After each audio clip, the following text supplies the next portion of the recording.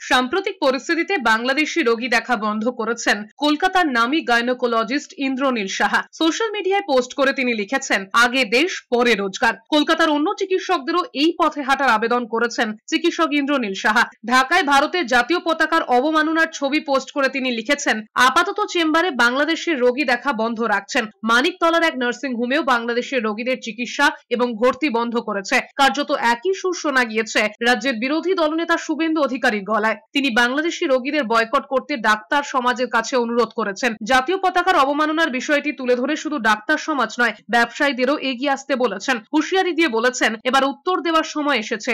এমন উত্তর দিতে হবে যাতে পাকিস্তানের মতো 1000 টাকা লিটার পেট্রোল আর 400 টাকার কেজি আটা কিনতে হয় বাংলাদেশিদের। ভারত থেকে যদি ফারাক্কার ওপর দিয়ে বিদ্যুৎ বন্ধ হয়ে যায়, তবে বাংলাদেশের 80% জায়গা অন্ধকার হয়ে যাবে। মাস্টারদা সূর্য সেন এবং ভারতীয় জওয়ানদের আত্মবলিদানের কথা স্মরণ করে শুভেন্দু অধিকারী হুঁশিয়ারি দিয়ে বলেছেন, বাংলাদেশের মাটিতে বসে রাজাকার এবং চরদের সঠিক উত্তর দেবার ব্যবস্থা এপার থেকে ভারতীয়রা করবে।